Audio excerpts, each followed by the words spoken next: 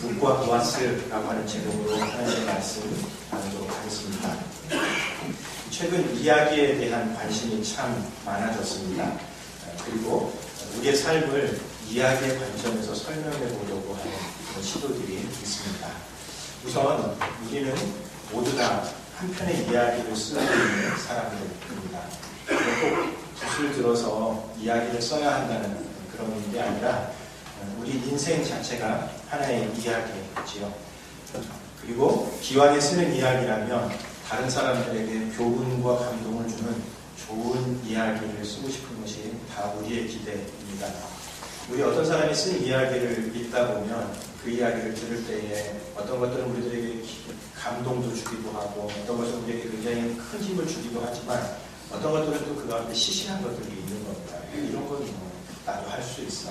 그런 이야기들이 많은 것들을 생각해 볼 때에 기왕에 우리가 이야기를 써나가야 한다면 누군가 우리의 이야기를 듣거나 읽을 때 그 이야기를 통해서 위로도 얻고 격려도 받고 좋은 교훈도 얻는 그런 이야기를 우리들이 썼으면 좋겠다 하는 그런 기대가 있는 겁니다. 하나님도 이야기를 쓰고 계신 그런 분이십니다. 하나님의 이야기는 우리의 이야기보다 훨씬 방대하지요. 그래서 우리는 한 60, 70 정도 사는 삶에 주로 한 10몇 명 되는 사람들과만 어울리면서 이야기를 써나가지만 하나님의 이야기는 역사적으로는 창조부터 시작해서 종말까지 어쩌면 천국까지도 하나님의 이야기가 될 수 있고 그리고 이 하나님의 이야기는 대하드랍니다. 그래서 수많은 사람들의 수많은 이야기가 얼핏 보기에는 이런 이야기들이 무슨 관련이 있을까 싶은 그런 각각의 이야기들이 하나의 큰 흐름을 형성하면서 물줄기를 이루어 가는 겁니다. 여러분 대하드라마가 그렇죠. 수많은 주인공들이 등장합니다. 그 주인공들이 각자의 이야기를 써나갑니다. 우리가 볼 때는 이 이야기들이 어떻게 서로 연결될까 처음에는 잘 모르지만 나중에 되면 그 이야기들이 서로 얽혀들면서 하나의 큰 흐름을 이루어가듯이 하나님의 이야기고 그런 겁니다. 다양한 사람들의 수많은 이야기가 한데 어우러져서 하나의 이야기를 만들어가고 있고 그리고 중요한 것은 우리도 그 이야기의 일부다라고 하는 겁니다. 성경, 대표적인 하나님의 이야기지만 이 이야기 외에도 하나님의 이야기는 정말 많은 사람들이 있습니다. 그리고 오늘 우리들도 그 하나님의 구원 역사의 한 배우들이 되어서 그 하나님의 구원 역사의 일부분을 담당하고 있는 그런 사람들이라는 점에서 하나님도 이야기를 쓰고 계시는 겁니다.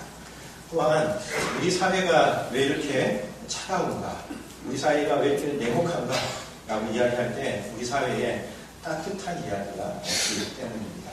여러분 한 사회의 온도가 차가운 이유는 뭘까요? 그 가운데 살아가는 사람들의 삶이 차갑기 때문에 그렇습니다. 우리 사회가 왜 이렇게 냉혹한가, 왜 이렇게 차가운가, 결국은 그 안에서 흘러다니는 이야기들이 차갑고 어두운 이야기밖에 없기 때문에 그렇습니다. 특별히 제가 주중에는 교회 배려 덕분에 사회초년생들, 대학을 졸업하고 사회생활을 처음 하는 친구들을 돕는 그런 사역을 해나가고 있습니다. 나이가 좀 들고 또 특별히 70년대, 80년대 경제성장기를 지내왔었던 사람들의 경우는 그 경험이 있었던지라 그래도 지금의 이 경험에 대해서 어느 정도 여유 있게 받아들이는 그런 경향이 있습니다. 그러나 이 친구들은 처음 첫 발을 내디뎠는데 그 사회가 너무나 냉정한 거예요. 그야말로 용을 써도 잘 되지도 않고 누군가가 경쟁해서 무너뜨리지 않으면 자기가 무너진다라고 하는 이런 어떤 강박관념 속에서 살아가고 있는 것을 볼 때에 사회초년생들이 느끼는 체감오는 정말 장난이 아닙니다. 정말 차갑고 어떤 때는 무섭기까지 한 그런 사회 분위기입니다. 왜 그럴까요? 우리 사회에 따뜻한 이야기가 별로 없기 때문에 그런 겁니다. 이런 때에는 왜 우리 사회는 이렇게 차갑고 어둡냐고 불평만 해서는 아무 도움이 되지 않습니다. 오히려 그런 불평을 하면 더 냉랭해지고 더 차가워질 겁니다. 뭐가 필요할까요? 그런 때는 따뜻한 이야기를 유통해야 합니다.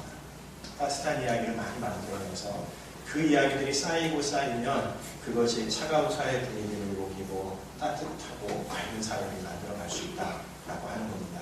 그런 점에서 우리가 비록 힘들고 차가운 그런 시대를 보내고 있지만 그 가운데서도 따뜻한 이야기들을 많이 만들어서 확산시키는 우리 형제교회 교우 여러분들 되시기를 바랍니다. 성경에 많은 이야기가 등장하는데 그 가운데에서 아름답고 따뜻한 이야기를 뽑으라 할 때에 단연 룻기를 꼽을 수가 있습니다. 성경의 여러 이야기 가운데 정말 따뜻하고 정말 아름다운 이야기, 그게 바로 룻기의 이야기입니다. 벤자민 프랭클린이라고 하는 분과 관련된 이런 일화가 하나 있습니다. 벤자민 프랭클린이 미국 사람인데 어느 날 파리에 머무는 동안 성경에 대해서 아주 비난을 일삼는 한 지식인 모임에 참석을 했더랍니다. 그 시대의 분위기는 더 그랬습니다. 요즘도 뭐 종교에 대해서 그렇게 우호적이지 않지만 그 시대에 특별히 지식인들은 종교라고 하면 거의 문명화되지 못한 야만적인 그런 어떤 세계라고 생각하고 있었던지라 지식인들끼리 모이면 종교에 대해서 막 비하하고 비난하고 그랬었던 겁니다. 그래서 그 모임에서도 사람들이 모여서 지식인들이 모여서 그 일을 하고 있었던 겁니다. 그래서 프랭클린이 그 이야기를 듣다가 화가 받쳤던 거예요. 그래서 자기하고 같은 입장인 여배우 한 명을 불러다가 이런 부탁을 합니다. 제가 짧은 글을 하나 드릴 텐데 이 글이 어떤 글인지 출처를 밝히지 말고 이 모임에서 낭독해 주십시오. 그렇게 부탁을 했답니다. 그래서 이 여배우가 이 프랭클린이 준 책이 바로 그 룻기였습니다. 아주 짧은, 읽기에 뭐 한 10분이면 읽을 만한 그런 짧은 글인지라 여배우가 그 룻기를 읽자 거기 모였었던 사람들이 다 찬사를 아끼지 않는 겁니다. 정말 훌륭한 이야기입니다. 어떤 분이 쓰셨나요? 이런 아름다운 이야기를 누가 썼습니까? 그 저자를 좀 만나보고 싶습니다. 찬사를 보내니까 프랭클린이 이게 바로 여러분들이 그렇게 비난하는 성경의 룻기라고 하는 책입니다. 그렇게 이야기를 했더니 거기 모였었던 사람들이 다 무안해하면서 하나둘씩 자리를 떠났다는 그런 일화가 있습니다. 룻기의 이야기는 참 따뜻하고 아름다운 이야기입니다. 아마 아시는 분들 많이 계실 텐데 좀 스토리를 정리해보면 이런 내용입니다. 이 사사시대에 이스라엘 땅에 흉년이 들었습니다. 참 힘들고 어려웠겠지요. 그래서 흉년을 피해서 타향, 모압이라고 하는 곳으로 이민을 떠났던 한 이스라엘 가정의 이야기입니다. 그리고 그 땅에 가서 두 아들이 있어서 두 아들도 결혼을 하고 그곳에서 단란한 가정을 이루면서 살아가고 있었는데 어느 날 갑자기 한꺼번에 이 가정에 불행이 닥쳐옵니다. 그래서 무슨 이유라고 성경은 기록하고 있지 않지만 어느 날 그 아버지와 두 아들이 한꺼번에 목숨을 잃는 불행이 발생한 겁니다. 그러니 당연히 그 집안에는 3명의 여자들만 남게 된 겁니다. 시어머니와 두 며느리. 요즘 같으면 그래도 여성들이 경제생활을 하면서 그런 경우에 생활을 꾸려갈 수 있었지만 10년 전만 해도 그렇지 않았었죠. 우리 교우들 가운데 그 시절을 참 엄혹하게 보내셨던 우리 어머님들의 이야기를 들으면 진짜 가슴이 찡해집니다. 정말 힘들었겠다 싶은 생각이 드는데 이스라엘의 모압 땅에서의 더군다나 타향에서의 삶이 얼마나 힘들었겠습니까? 그래서 이 시어머니는 나오미라고 하는 시어머니는 자기 고향으로 돌아가야 되겠다. 타향에서 정도 잘 들지 않고 그런 불행을 당했으니 그 땅 보고 싶지도 않고 그래서 자기 고향으로 돌아가야 되겠다고 생각을 하면서 돌아가려고 하는데 두 며느리 가운데에 루시라고 하는 며느리가 참 착했던 것 같습니다. 그래서 고향으로 혼자 돌아가는 그 시어머니를 그냥 홀로 돌려보낼 수가 없다는 생각을 합니다. 그래서 시어머니하고 함께 시어머니의 고향, 그러니까 이제 루스로 따지면 타향산이 있는 거죠. 낯설고 물선고 그곳으로 와서 여기서 생활을 해나갑니다. 그러나 이 생활이 참 쉽지가 않은 겁니다. 여성들이 경제활동을 할 수 있는 여건도 쉽지 않았었고 또 여자 둘이서 그렇게 살아가니까 혹시 다른 사람들이 약간 얕잡아보고 그런 것도 있었을지 모릅니다. 아무튼 이 생활이 녹록지 않았었는데 다행히 고향간에 보아스라고 하는 유력한 좀 부자이기도 하고 착하기도 한 그런 법적인 보호자가 있었습니다. 그리고 이 보아스라고 하는 이 사람의 도움을 힘입어서 나오미와 루세 가정이 다시 회복하게 되었다라고 하는 것이 이 룻기의 내용입니다. 특별히 이 룻기 맨 마지막에 가면 이렇게 결혼하게 된 룻과 보아스가 다윗을 낳았다라고 그렇게 기록을 하고 있습니다. 그러니까 이방 여인 룻이 다윗 왕의 증조모가 되는 그런 엄청난 일이 일어났고 이스라엘 백성에게 이방 여인이라고 하는 것은 아주 특별한 그런 존재인데 나중에는 메시아의 족보에 오른 영예를 누리게 됩니다. 마태복음 1장에 보면 거기 남자들만 다 주르륵 기록된 그 명단 가운데에 여성 이름이 별로 많이 나오지 않는데 그 가운데 이방 여인으로서 그 명단에 오른 아주 영예로운 자리를 차지하게 된 인물, 그게 바로 루시인 겁니다. 그래서 이 루키는 자칫 불행하게 그냥 몰락할 수도 있었던 한 가정이 다시 회복되고 그리고 한 가정으로서의 뿐만 아니라 이스라엘 역사에서 정말 훌륭한 임금을 배출해내는 그런 가정이 되었다라고 하는 따뜻하고 아름다운 이야기입니다. 루키가 이렇게 따뜻하고 아름다운 가정이 될 수 있었던 데에는 제가 생각하기에 두 가지 이유가 있었던 것 같습니다. 첫 번째로는 이스라엘 땅에 토지 무르기라고 하는 사회적인 제도가 있었기 때문에 그렇습니다. 오늘 본문에서도 보아스가 땅을 물을 사람, 토지를 물러줄 사람, 그 이야기를 계속합니다. 그 이스라엘에게는 오늘 우리들과는 좀 다르게 토지가 하나님의 것이다 라고 하는 분명한 신앙 고백이 있었습니다. 왜냐하면 이 사람들이 노예 생활을 하다가 가나안 땅을 하나님에게서 선물을 받았던지라 이 땅은 하나님이 우리에게 선물로 주신 것이다. 그러니 개인이 소유할 수 있는 게 아니다 라고 하는 분명한 신앙 고백이 있었고, 그랬기 때문에 개인 소유가 아주 철저히 금지되었고, 그리고 60년마다 한 번씩 여러 가지 형편 때문에 땅을 사고 팔 수는 있지만, 그러나 60년이 되면 원주인에게로 돌아간다. 왜냐하면 하나님이 주인이시다. 그래서 땅 한 번 사면 영원히 내 땅이 된다. 이런 사회 구조가 아니었었던 겁니다. 다만 땅 주인에게는 그 땅을, 토지를 사용할 수 있는 사용권만 있었고, 혹시 경제적인 어려움 때문에 토지를 팔더라도 희년이 되면 원주인에게로 돌아오는 그런 제도가 사회적으로 아예 하나님께서 율법에 딱 이렇게 박아놨습니다. 희년이 되기 전에 이 땅을 회복할 수 있는 방법이 있었습니다. 그게 뭐냐면 토지 무르기라고 하는 제도입니다. 여러분, 우리 무른다라고 하는 말 가끔 씁니다. 언제 쓰죠? 바둑이나 장기 둘 때 물러달라고 얘기할 때 그 무른 겁니다. 처음에 자기가 맞다고 생각해서 뭐 뒀는데 그게 좀 마음에 안 들거나 약간 잘못 뒀다라고 생각할 때 그 물러달라고 얘기할 때에 그 토지 무르기입니다.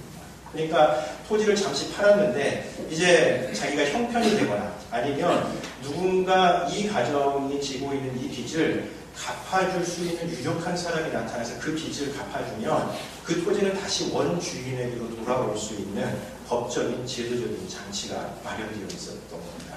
그렇게 토지를 물을 수 있는 권리를 가진 사람을 히브리어로는 고엘이라고 이렇게 얘기했습니다. 고엘을 하면 그 사람이 나의 고엘이다라고 얘기하면 이 사람은 나의 법적인 보호자가 될 수 있는 사람이다. 이런 의미를 갖습니다. 그래서 누군가 그 땅에 해당하는 그 값을 다시 지불하면 언제든 다시 원주인에게 돌아올 수 있고, 그렇게 아예 제도적인 장치가 마련되어 있었던 겁니다. 다만 나오미의 가족에게는 보아스보다 우선적인 권리를 갖고 있는 사람이 있었습니다. 오늘 말씀에서도 12절, 13절에서도 바로 보아스가 하는 이야기가 그 이야기입니다. 그러니까 룻이 당신이 우리의 그 토지를 우리의 토지 무르기를 할 수 있는 고엘이시다. 그러니 그 권리를 행사해달라고 얘기했을 때에 보아스가 하는 말이 그 내용입니다. 참으로 나는 기업을 물을 자이다. 기업 물을 자로서 나보다 더 가까운 사람이 있으니 이 밤에 여기서 머무르라. 아침에 그가 기업 물을 자의 책임을 내게 이행하려 하면 좋으니 그가 그 기업 물을 자의 책임을 이행할 것이니라. 만일 그가 기업 물을 자의 책임을 내게 이행하기를 기뻐하지 아니하면 여호와께서 살아계심을 두고 맹세하노니 내가 기업 물을 자의 책임을 내게 이행하리라 라고 약속을 하는 겁니다. 그러니까 자칫 보아스가 나서서 이거 토지 무르기 다시 하겠소 이렇게 얘기하면 자기보다 우선적인 권리를 가진 사람이 나타나서 무슨 소리야? 내가 우선적이야? 이렇게 얘기하면 모든 게 다 수포로 돌아갈 수 있는 겁니다. 그래서 보아스로서는 그 사람이 공식적으로 자기의 권리를 갖지 않겠다라고 포기해야 자기가 그걸 우선적으로 행사할 수 있기 때문에 그렇게 하면 내가 네게 반드시 기업을 물어주겠다, 토지를 누르겠다 그렇게 이야기를 하고 실제로 사장에 넘어가는 그 일을 합니다. 되게 좀 재밌는 풍습 하나가 나오는데 성문에 장로들이 다 모여서 신발을 벗어서 던져줍니다. 그럼 이게 일종의 법적인 공증입니다. 그래서 그 사람하고 토지를 나오미의 가정 이야기를 하면서 토지를 물으시오 이렇게 얘기했더니 처음에는 관심을 갖고 내가 물러주겠다. 자기 땅이 생기는 거니까 어쨌든 내가 그거 행사하겠다라고 얘기를 했는데 근데 거기에 나오미와 룻이 있습니다 라고 얘기를 했더니 그러면 내가 그럴 수가 없겠다 라고 생각을 하면서 그 권리를 포기하고 결국 보아스가 토지 묻기를 해주는 겁니다. 그래서 우리가 흔히 룻기를 유력한 중년의 남성과 젊은 과수댁의 로맨스 이렇게 이제 이해하는 사람들이 있습니다. 유력하니까 젊은 과수댁이 거기에 어떻게든 좀 도움을 얻었다 이렇게 생각을 하기 쉬운데 여러분 그렇지 않습니다. 왜냐하면 이 토지 묻기에는 그 사람이 경제적으로 져야 할 법적인 부담이 굉장히 많이 옵니다. 엄청난 경제적인 부담이었고 그 가정을 책임져야 하는 그런 의무 그것이 뒤따르는 겁니다. 저도 이제 뜻하지 않게 두 집 살림을 해보니까 두 집 살림 쉽지 않아요. 에너지도 많이 들고 돈도 많이 들고 이건 진짜 좀 특별한 사람이라 하겠구나 그런 생각이 듭니다. 그래서 이 토지 묻기라고 하는 이 제도는 이스라엘 백성들 안에 일종의 최소한의 사회적인 안전망이 갖추어졌었던 것을 이야기합니다. 토지 묻기는 이 갑작스레 몰아닥친 불행이나 한 번의 실수로 완전히 주저앉지 않도록 해주는 최소한의 사회 안전망입니다. 여러분 토지를 팔 정도 되면 그 가정이 얼마나 힘들겠습니까? 거기서 모든 것들이 경제가 다 나오는 건데 그거를 팔아야 할 만큼 경제적으로 어려워진 겁니다. 그래서 갑자기 그런 어떤 불행, 실수였을 수도 있습니다. 그런데 그런 어떤 불행이나 실수 때문에 한번 그 토지를 팔았다고 해서 그 가정이 완전히 무너지지 않고 누군가 유력한 고액이 나타나서 이 사람들을 구원해주면 다시 한 가정으로서 아름답게 꾸려갈 수 있도록 해주는 사회적인 최소한의 안전망이었었던 겁니다. 그런 점에서 보면 우리 사회가 참 냉정하다라고 하는 것이 여러분께서 확인이 됩니다. 여러분 누군들 자신의 인생을 아름답게 만들고 싶지 않겠습니까? 누군들 우리의 삶을 통해서 좋은 이야기를 쓰고 싶지 않겠습니까? 그러나 우리 뜻대로 잘 되지 않습니다. 어느 날 갑자기 불행이 닥쳐오기도 하고요. 처음에는 좋은 선택이라고 생각을 하고 선택을 했는데 그 선택이 치명적인 우리의 삶에 올무가 되는 경우도 있습니다. 이럴 때에 우리 사회는 그렇게 한번 자칫 잘못해서 주저앉으면 다시 일어설 수 없는 겁니다. 너무나 행복합니다. 그래서 목숨을 끊는 사람들 가운데 상당수 사람들이 최소한의 사회적인 안전망이 마련되어 있지 않을까. 그 사람들도 적어도 살아가면서 다시 일어설 수 있는 이런 어떤 기회가 주어지지 않는가 그냥 목숨을 끊는 이런 불행들이 계속해서 반복되고 있는 겁니다. 그런 점에서 그런 어떤 토지 묻기와 같은 물론 오늘날에는 많이 달라져야 할 거라고 생각합니다.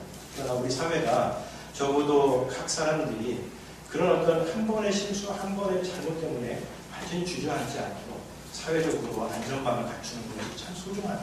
그래야 그 가운데서 그런 실패를 딛고 일어설 수 있는 이야기들이 생겨날 수 있다라고 하는 것을 보여줍니다. 그런데 이 제도는 이스라엘의 신앙 속에도 깊은 흔적을 남겼습니다. 왜냐하면 이때부터 이스라엘 백성들은 하나님을 고엘이라고 고백하기 시작했기 때문에 그렇습니다. 하나님이 어떤 분이시냐 얘기할 때에 우리의 토지를 물러주십니다. 모든 사람들이 우리에게 대해서 책임져 주지 않을 그때 누구나 다 손을 절레절레 흔드는 그때에도 하나님만큼은 우리의 삶에 대해서 책임져 주시고 법적으로 지켜주시고 보호해 주시는 분이시다 라고 하는 이스라엘 백성들 안에서의 신앙 고백이 이때부터 싹 트기 시작합니다. 그래서 모든 도움의 수단들이 다 사라진 그 순간에도 마지막에 찾아가서 호소하시고 하나님 아시지요? 하나님 일에 의해서 다 주저앉고 무너졌습니다. 하나님 제가 의도적으로 그렇게 했겠습니까? 하나님 다 아시지 않습니까? 하나님 도와주십시오. 하나님께서 저의 토지를 물려주셔야 라고 하면서 하나님 앞에 마지막으로 호소하실 수 있는 분이시다 하는 이스라엘에서의 신앙 고백이 이때부터 형성되기 시작했습니다. 여러분 이 감동적인 이야기에 공통된 특징이 있는데 감동적인 이야기일수록 주인공이 혹독한 시련과 어려움을 겪는다는 공통의 특징이 있습니다. 여러분 드라마 가운데에 아주 감동 드라마 생각해 보시죠. 막장 드라마 막장 드라마 생각하면 안 되고요. 그 드라마를 볼 때마다 영화 이야기가 있지 않습니까? 그 드라마를 볼 때마다 막 감동을 받고 격려가 되고 위로가 되는 드라마의 공통적인 특징은 뭐냐면 주인공이 우리들보다 엄청난 시련과 어려움을 겪는 겁니다. 그리고 그 시련과 어려움을 극복해내는 그 이야기가 우리들에게 감동으로 다가오게 되겠습니다. 처음부터 부자로 태어나고 잘 나가고 하는 것마다 다 시험마다 다 1등으로 패스하고 난 다음에 성공의 길을 걸어서 행복하게 살다 죽었다. 지는 행복할지 모르지만 그 이야기는 우리에게 아무런 감동을 가져다 주지 못합니다. 저 잘나서 그런 거죠. 이런 겁니다. 그런 점에서 감동적인 이야기일수록 좋은 이야기일수록 그 삶의 시련과 어려움이 많습니다. 여러분, 살아가다 보면 인생의 여러 가지 우여곡절과 세파가 많습니다. 그것은 우리가 더 좋은 이야기를 만들어 가는 하나님의 소재일 수 있습니다. 아마 하나님께서 우리의 이야기를 인생의 마지막에 보시면서 평가하실 겁니다. 아무개야, 너 일생 동안 네가 쓴 이야기 참 좋다. 참 마음에 든다. 중간에 여러 가지 시련과 어려움 많았고 다 놓고 포기하고 싶은 그 순간에도 그렇게 하지 않고 네가 좋은 이야기 만들기 위해서 노력하고 있었구나. 네 이야기 참 마음에 든다. 수고했다. 그렇게 얘기해 주시면 그게 우리에게 큰 위로가 될 줄로 믿습니다. 여러분, 지금 닥쳐있는 어려움과 시련 때문에 주저앉지 마시기 바랍니다. 그것을 이겨내셔서 우리의 이야기를 좋은 이야기를 만들어 가시는 형제 교우들 되시길 바랍니다. 룻기의 이야기가 아름다운 것은 두 번째, 이 룻기에 등장하는 두 명의 주인공 룻과 보아스가 따뜻한 사람들이었기 때문에 그렇습니다. 사실 룻기는 성경에서 잘 찾기 쉽지 않은 책입니다. 사사기와 사무엘 이 중간에 4장밖에 안 되는 책이라서 도대체 이런 책이 왜 이 중간에 들어있을까? 좀 의아스러운 때가 있습니다. 그런데 이 룻기는 우리들에게 사사시대의 그 차갑고 냉혹한 그 역사가 어떻게 다윗이라고 하는 왕을 중심으로 한 새로운 이스라엘 역사로 바뀌었는가 하는 그 정한점을 보여주는 그 책입니다. 여러분, 사사시대의 가장 큰 특징이 바로 이스라엘의 암흑기였다는 말입니다. 아주 차갑고 냉혹한 그런 시대였습니다. 왜 그랬냐면 이스라엘 백성들이 하나님의 삶의 방식대로 제대로 잘 살아가지 않았습니다. 하나님이 왕으로서 하나님을 왕으로 모신 백성다운 삶이 사사기를 보면 전혀 등장하지를 않습니다. 이스라엘 백성들은 영적으로 도덕적으로 부패해 있었을 뿐만 아니라 지파들끼리 12지파가 서로 똘똘 뭉쳐도 그 삶을 이겨내기가 쉽지 않았는데 지파들끼리 막 나뉘어져서 싸우고 사륙전쟁을 하는 그런 아주 밑바닥에 있었던, 그래서 이스라엘 역사가 어떤 때는 상승하기도 하고 바닥에 주저앉기도 했는데 이 사사기는 이스라엘 역사가 밑바닥에 있었던, 가장 밑바닥에 있었던 시대, 그 시대가 바로 사사시대였습니다. 그 실제로 사사기에서 우리에게 보여주는 인물들의 모습을 보면 그런 모습이 역력히 드러납니다. 입다, 뭐 생각나십니까? 딸을 제물로 바칩니다. 여러분, 하나님의 율법 어느 곳에도 전쟁에 나갈 때에 서원을 하라고 얘기한 건 없습니다. 그리고 설사 그 서원이 정말 딸이라고 하는 것이 밝혀졌었던 그 순간이라면 그게 사람을 살해하는 것인데, 하나님, 제가 죽을 죄를 졌습니다. 하나님, 잘못했습니다. 용서해 주십시오. 물러주십시오. 한 수 물읍시다. 이렇게 얘기하면 될 것을 자기 딸을 그야말로 제물로 바치는 이 비극의 입다를 통해서 나타납니다. 삼손, 12사사 가운데 가장 힘센 사사로 알려져 있지만 실제로 그의 삶은 대단히 문란했습니다. 사사가 어떻게 하나님 앞에 이방 여인과 몸을 섞고 그런 삶을 살아갈 수 있습니까? 뿐만 아니라 그 이야기 가운데에는 어떤 성의 나그네로 찾아간 사람을 성폭행하는 아주 폭력적인 성의 이야기가 그 가운데 기록되어 있습니다. 하나님의 백성들다운 모습이 전혀 아닙니다. 그리고 이게 연거푸 일어납니다. 헉 하는데 그 다음 이야기를 보면 또 헉입니다. 또 헉. 하나의 이야기가 바로 잡혀지는 그런 어떤 여유도 없이 또 다른 악이 계속해서 쌓여가요. 그래서 한 성에서도 성폭력을 당했던 이 남편이 너무 화가 나가지고 자기 아내를 그 자리에서 살해해서 몸을 조각을 냅니다. 그리고 이걸 각 지파에 보냅니다. 그 뜻은 내가 이 성에서 엄청난 일을 당했다. 그러니 다른 지파들이 도움을 달라라고 하는 것이고, 이 이야기를 듣고 나머지 지파들이 이 성 하나를 가서 완전히 초토화시켜버리는 이런 일들이 그 가운데 이루어집니다. 이스라엘 백성들이 우상을 숭배하고 도저히 하나님의 백성다운 어떤 삶의 모습이라고 할 수 없는 것들이 그 가운데 계속해서 만연되어 있던, 그래서 폭력이 그대로 자행되던 그런 시대였었던 겁니다. 한 목숨 부지하고 싶잖아요. 그런 시대일수록 나 한 목숨 사는 게 최고다. 이렇게 생각하면서 살아갈 수밖에 없는 그런 시대였었던 겁니다. 이스라엘 12지 타국도 서로 분열되어 있어서 외적인 침입하면 속수무책으로 당할 수밖에 없어요. 그 시대가 바로 사사시대. 이스라엘 역사에서 가장 밑바닥에 떨어져 있었던 그 시대였습니다. 그런데 그런 사사시대의 역사를 끝내고 이스라엘 새로운 토대 위에 세운 사람이 바로 다윗왕입니다. 그리고 이 다윗왕이 오늘의 두 주인공인 룻과 보아스에서 태어납니다. 그래서 이 룻기의 이 이야기는 그냥 한 두 사람의 아름다운 이야기에서 그친 것이 아니라 역사를 새로운 토대 위에 세운, 역사 속에 새로운 물줄기를 흘려보냈었던 사람들의 이야기인 겁니다. 그렇게 역사의 새로운 물줄기를 흘려보냈었던 이 두 명을 가리켜서 룻기에서 가장 많이 사용하는 단어가 헤세드라는 겁니다. 이 짧은 4장에 이 책에서 3번 헤세드라고 하는 단어가 나오는데 룻과 보아스 이 두 사람을 전부 다 이 헤세드의 사람들로 설명을 합니다. 우선 1장 8절에 보면 거기 시어머니가 자기 두 며느리에 대해서 이렇게 얘기합니다. 너희는 각각 어미의 집으로 돌아가라. 너희가 죽은 자와 나를 선대하는 것까지. 여기 선대라고 번역되어 있는 이 단어가 헤세드입니다. 너희가, 그러니까 두 며느리가 그동안 시어머니가 너무 잘해온 겁니다. 그래서 너희가, 당연히 룻도 포함되겠죠. 너희가 나를 선대한 것 같이 여호와께서 너희를 선대하시기를 원하신다. 라고 그렇게 얘기합니다. 2장 20절에 보면 거기에 그 시어머니 나오미가 룻에게 보아스가 우리의 고액이다. 우리의 토지를 물러줄 사람이다. 토지 무르기를 해줄 사람이다라고 소개하면서 이 보아스에 대해서 이렇게 설명을 합니다. 보아스가 생존한 자와 사망한 자에게 은혜 베풀기를 그치지 아니한다. 여기 은혜가 헤세드입니다. 우리말에서는 이게 문맥에 따라서 좀 이런저런 번역을 하지만 똑같이 헤세드입니다. 그러니까 룻도 헤세드의 사람이고 보아스도 헤세드의 사람이고 오늘 3장 10절에 보면 여기 보아스가 룻을 가리켜서 룻에 대한 소문을 많이 들었겠죠. 그리고 자기가 도와주었으면 좋겠다는 생각을 하게 된 계기에 대해서 이렇게 얘기합니다. 네가 빈부를 물론하고 연수한 자를 쫓지 아니하였으며 너의 베푼 인애가 처음보다 나중에 더하도다. 너의 베푼 인애가 할 때의 그 인애가 헤세드입니다.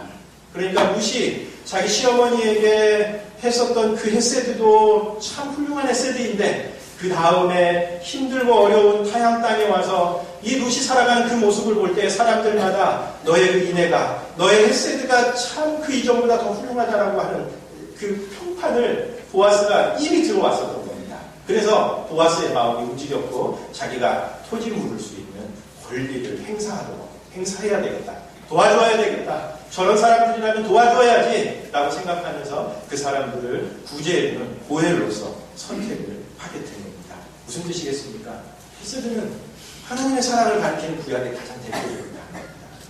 우리의 어떤 상황에도 변함없이 우리에게 베풀어주신 그 하나님의 사랑을 다른 사람들에게 흘려보냈었던 사람. 그 사람들이 바로 룻과 보아스였고 그리고 이 룻과 보아스가 그 차갑고 어둡고 정말 냉혹하기 이를 데 없는 그 사사시대의 역사를 끝내고 그 사회 속에 따뜻한 물줄기를 흘려보냈었던 사람. 그리고 그 사람들을 통해서 이스라엘이 새로운 역사를 하는 것을 룻기가 우리에게 보여줍니다. 여러분 그 어느 때보다 따뜻한 이야기가 필요한 때입니다. 제가 아는 어떤 목사님 가운데에 유명한 목사님이 계십니다. 이름을 얘기를 하지는 않겠습니다. 왜냐하면 혹시 본인에게 신뢰가 될까 싶어요. 근데 네로라는 대표적인 목사님이시고 저보다 한 세대 앞서신, 그러니까 이제 그 한국전쟁 끝나고 그때에 신학 공부하시고 이러셨던 분이십니다. 뭐 아주 유명한 부흥 강사로 그렇게 이름을 날리셨고 우리나라에서도 네로라 하는 교회에 목회를 해오셨던 그런 분이십니다. 근데 이분이 다른 사람들이 참 외국 유학을 가기가 쉽지 않았었던 그 시대였는데 이때 자기가 장학금까지 받으면서 미국 유학을 다녀오게 됩니다. 이분은 공부를 좋아하는 분도 아니고 공부할 만한 어떤 성품이나 자질이 있는 분도 아니고 놀기 좋아하고 상당히 멋부리는 걸 좋아하는 그런 분이기 때문에 그렇습니다. 그래서 자기도 그걸 너무나 잘하는 겁니다. 근데 이상하게 자기에게 외국 유학할 수 있는 기회도 풀릴 뿐만 아니라 그게 장학금까지 받으면서 그 시대에는 이게 쉽지 않은 그런 선택이었는데 그게 된 겁니다. 그래서 자기도 스스로 의아하셨대요. 도대체 왜 나한테 이런 좋은 기회가 열리는가 의아했는데 그 의문이 풀리는 계기가 있었습니다. 자기가 이제 유명한 부흥 강사로서 외국에 나가서 부흥회를 인도할 때마다 그 부흥에서 적어도 몇 명은 자기에게 찾아와서 목사님, 조국께서 저를 도와주셔서 얼마나 감사했는지 하는 이야기를 꼭 자기에게 하는 사람이 있더라고요. 그래서 그 이야기가 반복되는 것을 보면서 이분이 깨달은 게 있습니다. 아, 자기가 내가 잘나서 이런 게 아니라 우리 조국께서 뿌려놓으신 씨앗은 내가 지금 거두고 있구나. 이것을 깨달은 겁니다. 그래서 이분이 그때 신학교에 와서 강의를 하시면서 인용하셨던 부분이 전도서 11장 1절 말씀입니다. 너는 내 떡을 물 위에 던져라. 여러 날 후에 도로 찾으리라. 이거는 우리 성경에서 이야기하는 구제의 아주 기본적인 원칙입니다. 구제라고 하는 것은 우리의 떡을, 내가 갖고 있는 떡, 남주기 아까울 수도 있고 이거 먹고 살아야 하는 떡이지만 이것을 물 위에 던져놓는 겁니다. 그러면 여러 날 후에 돌아가는 것이죠. 물론 그 여러 날이 제때가 되면 참 좋겠지만 그렇지 않을 수도 있는 겁니다. 그러나 네가 물 위에 던지면 반드시 그것이 언젠가는 너에게 다시 되돌아올 것이다 라고 하는 이 말씀입니다. 이 말씀 의지하면서 우리가 열심히 구제하고 봉사하는 것입니다. 여러분, 저는 이 말씀이 개인에게만 해당되지 않고 한 사회에도 해당되면 참 좋다고 생각합니다. 모든 사람들이 자신의 떡을 던지면 어떻게 되겠습니까? 힘겨운 그 시대에 그 떡을 먹으면서 누군가는 그 힘든 때를 이겨낼 수 있고 버텨낼 수 있는 힘이 박노해 씨라고 하는 분이 감사한 죄라고 하는 시를 써서 발표한 적이 있습니다. 반주 안 하셔도 괜찮습니다. 꽤 오래전에 박노해 씨 어떤 분이신지는 아마 아실 텐데 이분이 꽤 그 시도 되게 정감, 처음에는 얼굴이 밝혀지지 않아서 도대체 이 사람이 누군가 되게 사람들이 궁금해하고 있었던 사람입니다. 이분이 이제 가톨릭 신앙인이고 아주 어머님이 참 대단한 분이십니다. 그래서 나중에 밝혀지면서 어머님의 영향 때문에 그 자녀들이 참 훌륭하게 잘 자랐구나 하는 것들이 사람들에게 참 감동을 주었었던 그런 그 스토리들이 있는데 이분이 쓴 시가 뭐냐면 감사한 죄라고 하는 시가 있습니다. 저도 이 시를 언젠가 한번 읽었었던 것 같은데 작년 연말쯤에 어떤 분이 페북에 이걸 다시 올리시면서 제가 그 시를 다시 읽으면서 저에게 이렇게 깊은 울림이 되었었던 그런 시입니다. 내용이 이렇습니다. 제가 한번 읽어보겠습니다. 새벽녘 팔순 어머니가 흐느끼신다. 젊어서 홀몸이 되어 온갖 노동을 하며 5 자녀를 키워낸 장하신 어머니. 눈도 귀도 어두워져 홀로 사는 어머니가 새벽 기도 중에 나직이 흐느끼신다. 나는 한평생 기도로 살아왔느니라. 낯선 서울 땅에 올라와 노점상으로 쫓기고 여자공으로 공사판을 뛰어다니면서도 남보다 도와주는 사람이 많았음에 늘 감사하며 기도했느니라. 아비도 없이 가난 속에 연자대에 묶인 내 새끼들, 환경에 좌절하지 않고 경우 바르게 자라나서 큰아들과 막내는 성직자로 하나님께 바치고 너희 내외는 민주운동가로 나라에 바치고 나는 감사 기도를 바치며 살아왔느니라. 내 나이 80이 넘으니 오늘에야 내 숨은 죄가 보이기 시작하는구나.